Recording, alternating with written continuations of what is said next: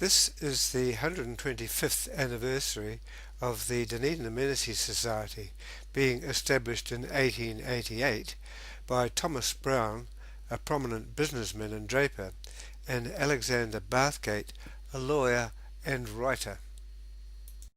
By way of introduction, I think that it is appropriate to establish a feel for the conditions that prevailed before and around the time that the Society came into being. This, I think, is needed to get some understanding as to why it was established and the extent of its subsequent achievements. Kettle anchored at the mouth of Toitu, which was the traditional landing point of the Maori Otipoti.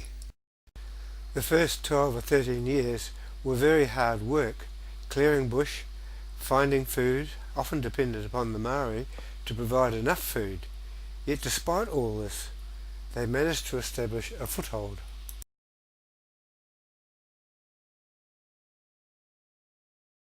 This picture is evidence of the progress they made in just 13 years at the very beginning of the gold rush. This is at the mouth of Toitu, the same scene that was illustrated in the previous picture. The following scenes show how rapid the growth was. The exchange, for example, was built in 1869 as a bank or as a university, and many of the other structures followed in quick succession. Notice the tumble-down buildings. Notice also the state of the roads, the piles of junk on the roads, in High Street and McLagan Streets, for example. As you can see in this picture, by the 1870s, the quality of buildings had improved. Pictured here are Wayne's Hotel and Brown and Ewing's premises, both of which had undergone substantial redevelopment over the previous 10 years. Thomas Brown was the same person who, with Bathgate, established the Amenity Society in 1888. So what had happened was a rapid development in business and trade, fueled in the first instance by the gold rush. And while this development was all well and good, there were substantial areas that were neglected and run down. One consequence of the gold rush was the use of Kettle's reserve spaces by squatters or people camping on the way to the gold fields. Graphically, the transformation of the landscape from pre-1948 to, say, 1888 can best be shown in these aerial views. The shoreline was quickly pushed back and out into the harbour, while buildings soon replaced the bush. At the same time, great advances in transport technology with rail and particularly cable cars in Dunedin were made. So while commerce was thriving, the amenity of the city was being neglected. The town belt in particular was being used as described above, grazed for horses, or allowed to grow noxious weeds. The City Council seemed to be oblivious to this widespread neglect and the public's loss of the heritage that Kettle had provided. So it was against this backdrop that Brown and Bathgate began their campaign to make people aware of this parlous environmental degradation and loss of their heritage that eventually culminated in the establishment of the Amenities Society. But it took the need to celebrate the Queen Victoria's Golden Jubilee that gave impetus to their scheme. To celebrate this event, Brown and Bathgate promoted the plan to plant part of the town belt with trees of the Empire. The place they began was Tomlinson's Paddock, a piece of reserve leased to graze horses. They therefore achieved a double whammy. They reclaimed the reserve and they seized the opportunity to plant trees.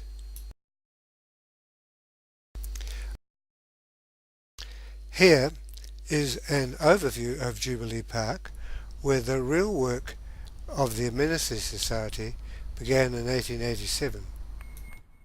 You can see the groves of oak trees and other trees of the empire planted here to commemorate the Queen's Jubilee.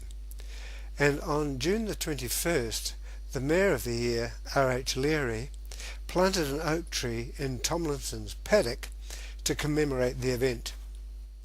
The Society continued to plant much of the southern part of the town belt, but here you can see the cairn built to commemorate not just the Golden Jubilee, but also in 1897 the Diamond Jubilee of Queen Victoria. In 2003, the Society had the cairn restored. Being over 100 years old, the Historic Places Trust oversaw its restoration. The next big project was the development of the Triangle, known now as Queen's Gardens. But first, some background. The Triangle was largely reclaimed using the fill derived from Bell Hill, and that can be seen here on the left. The impetus for all this came from the rapid growth of the city due to the discovery of gold in Gabriel's Gully. The land was declared a reserve by Robert Stout in 1865, but since then it had lain an idle, weedy waste. With the approach of the exhibition, and that it was adjacent to the railway station, it became a matter of concern that it be cleaned up. The Society raised then £200 for enclosing, laying out and planting, and sought the aid of the council. Wolfe Harris offered to present the council with a fountain. The council obfuscated. Nothing has changed, so the Amenity Society went ahead anyway. The timid council had one more fear. Would the council have to pay to install the fountain? Harris responded dryly that he imagined that he would bear that cost. The completed fountain was handed over to the city by the Society on the 28th of May 1890. Well, all that was well over 100 years ago, so you may well ask, what was the legacy? Take a look. And now, Queen's Gardens today. You will notice that the trees have grown somewhat. The Society now turns its attention to the centre of the city, the Octagon. In this picture, you will see the condition of Dunedin north of View Street about 1861.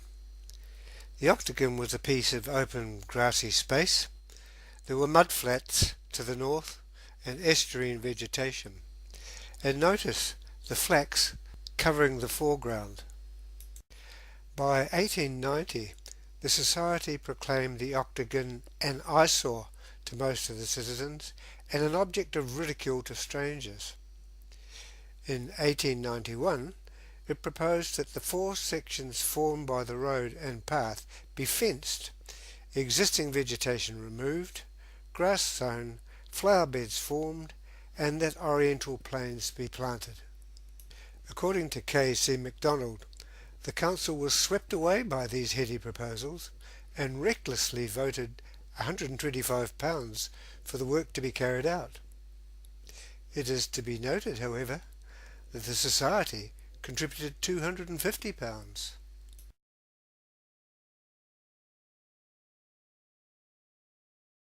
In a similar fashion, by 1895, the Society turned its attention to the Market Reserve, which was in an equally parlous condition, and the result of their work can still be seen today in the major trees which still exist.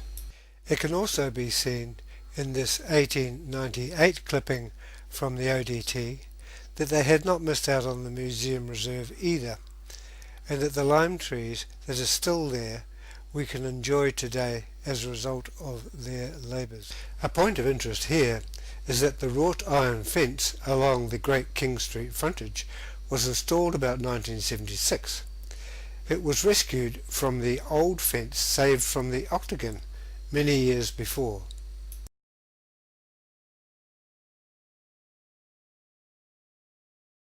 From its earliest days, the Society was involved with trying to solve the problems associated with Pelishit Bay, and later, from 1894, Lake Logan, right up until its full reclamation for the 1926 exhibition. Subsequently, it maintained its interest in both Logan Park and the University Oval's development. Towards the end of the 19th century, the Society became involved with the use of marram grass as a means of restoring sand dunes that had earlier been depleted by mining.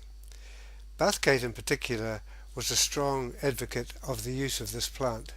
But in addition to this effort, the Society contributed thousands of trees to be planted at Ocean Beach and also Chisholm Park in the early part of the 20th century.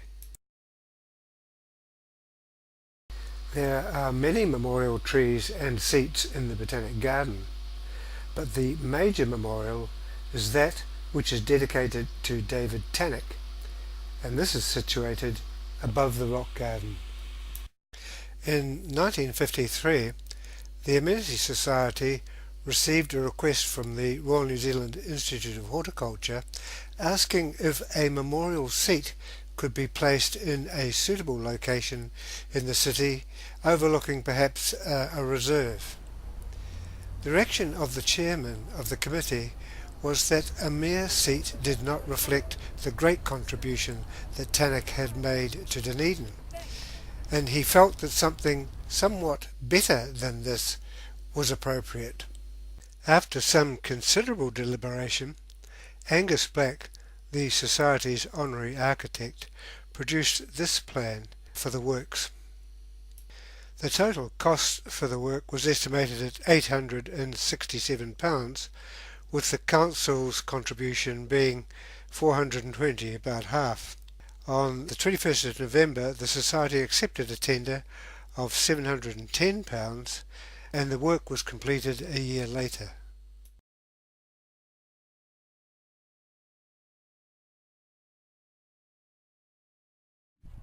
The Amenity Society has consistently assisted the Botanic Garden over the years with generous contributions for its development. This is just one of many of them.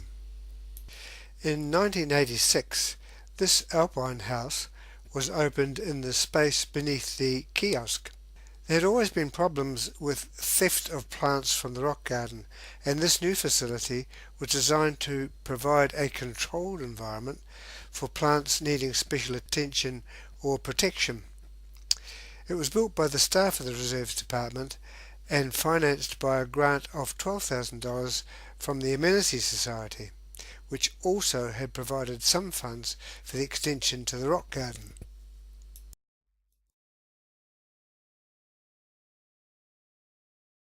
David Martin was a long-time secretary and then later president of the Dunedin Amenity Society.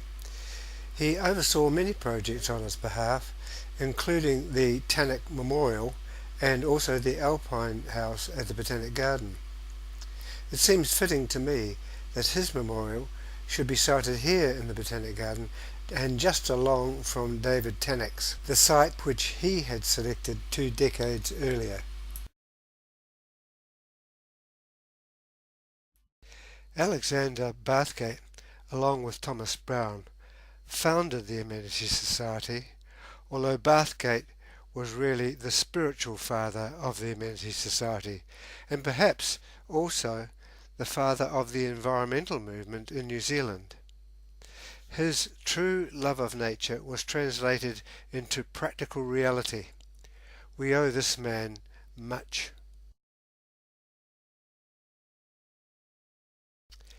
In the 1980s, the Society commissioned landscape architect Lois Binney to produce this layout of the hillside road end of Bathgate Park, which was previously an open grassed paddock and bereft of trees.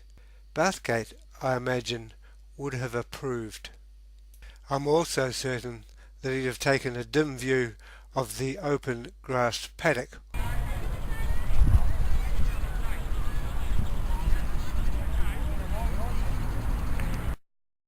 There is no doubt, however, that he would have approved of the vigorous use of the open space these days.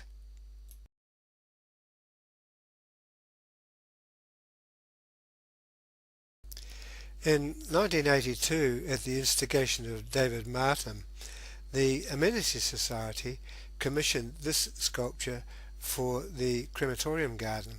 The work was by David McLeod. I remember at the time that David Martin explained that the Christian cross within the work was sufficiently subtle that it would not be offensive to non-Christians. It seemed to me that political correctness was already alive.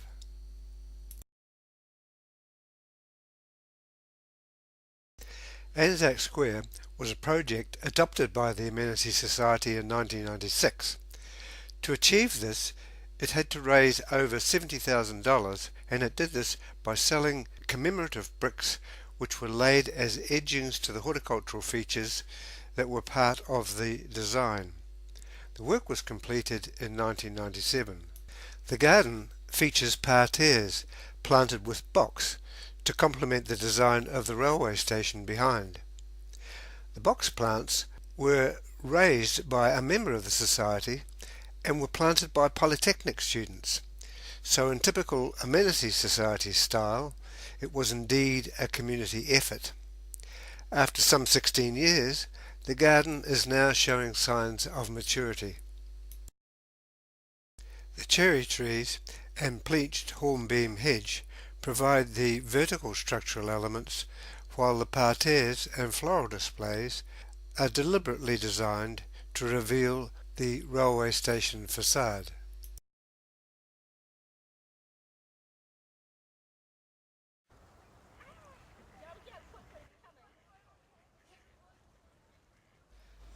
This duck feeding precinct was a feature completed around the year of 2000, one of the many provided for the Botanic Garden over the years. The Society does not provide for the maintenance of property, so it needed to be satisfied that this project was a redesign rather than a maintenance item. In any event, it needed doing, and it was a satisfactory result.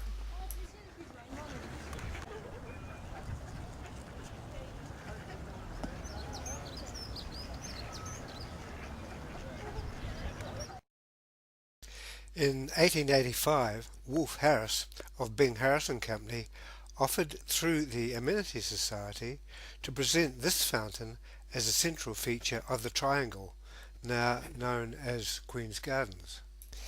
It is perhaps significant, if not surprising, that the Society has again been called on to assist the cash-strapped council, and especially ironic that a descendant of Wolfe Harris has had to fish in his pocket again. Thank you, Alan. It really is great to be here. This is really a good news project, unlike many other projects that currently I'm involved with. Everybody approves of what has happened here. Alan has given you the history of just how it started, and when the hearing was unveiled, it was mentioned that all this maintenance to be done and the council didn't have the budget for it. In conversation with John Perry, we decided that we would raise those funds. And indeed, that is what John and I worked through to do. And many of you here today have been the contributors to that, to the funding that enabled this to happen.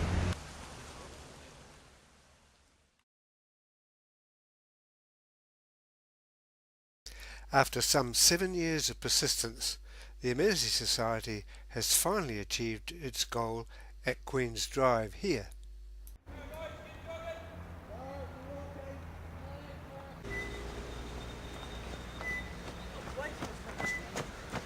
I'll put on the pace at the end there. Queen's Drive is now two-way, the parking eliminated, and the integrity of the town belt restored. Alexander Bathgate founded the Amenity Society along with Thomas Brown in 1888. And by about 1891, Bathgate had initiated or called the government to create Arbor Day as a national day in New Zealand. But Bathgate actually implemented and wrote the legislation, or dictated the legislation to the government. And the government at the time, the Siddons Liberal government in 1892, created Arbor Day as a national day. Highlights from the Arbor Day planting at Woodhall. Les and Sir Alan hammered up. You know, mate, he's a mighty friend.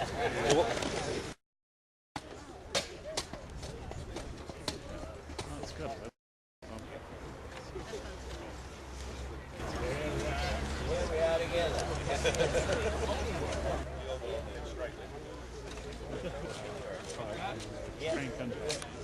Everyone, The hardiest free in the three.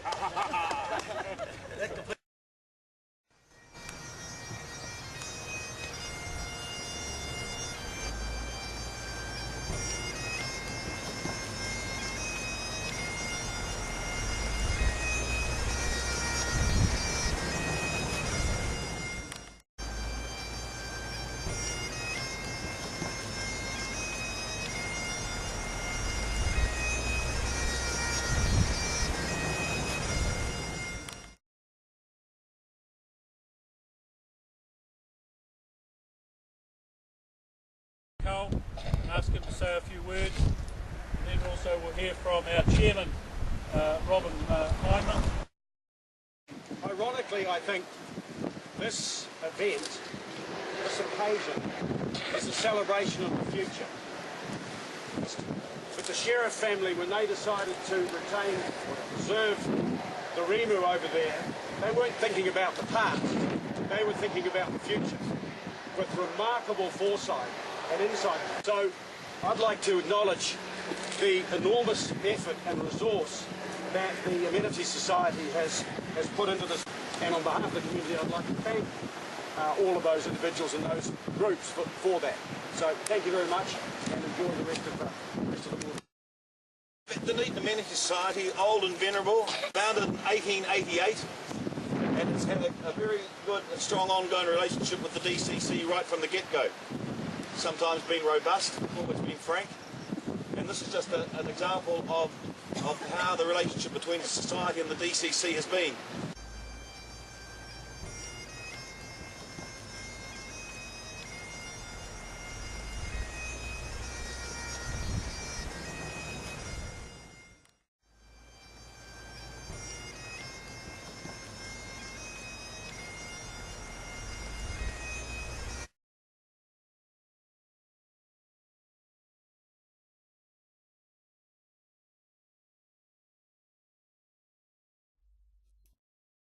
One strength of the Society has always been its advocacy and its ability to influence the Council.